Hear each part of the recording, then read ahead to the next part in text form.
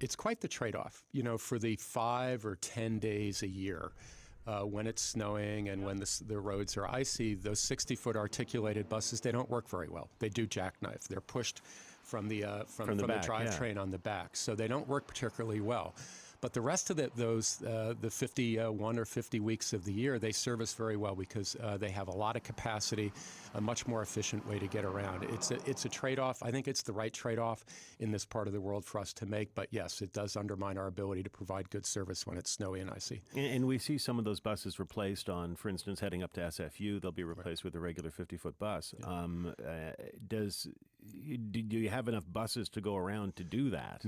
No, that's the challenge. I think about a third or a fourth of our fleet are articulated coaches, so there's only so many 40-foot buses that we have to go around. So that shuttle operation you're talking about up Burnaby Mountain for SFU, it's a good operation where we can keep a small handful of 40-foot buses just going up and down the mountain as reliably as possible. But to change out all the Artics, we don't have enough in the spare fleet to do that. Can we do better, though? I mean, we get the word from TransLink every time we get weather like this. It's like, bundle up, dress warm, be ready for delays. That's the best we can expect from our transit system? As I said, we're only as good as the streets that we operate on. And we can often be operating quite well. There might be an accident, a spin out in front of us that delays buses. Buses get bunched.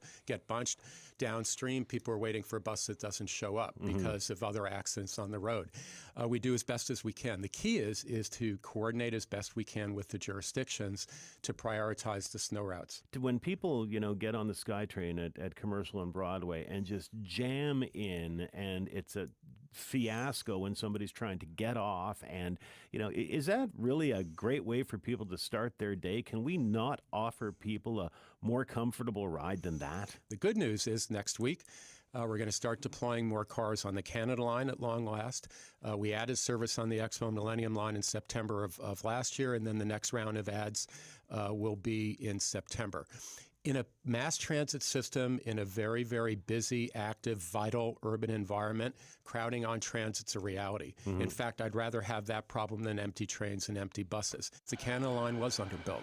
It was not built for, in my view, I can say that, I wasn't here at the time, it was not built for the future.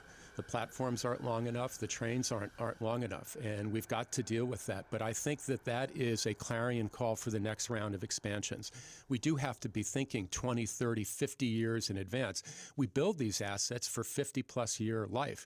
Therefore, they need to be built at the capacity for future growth. And I think the Canada line is a good cautionary tale about making sure that we put the assets in a good place for the future.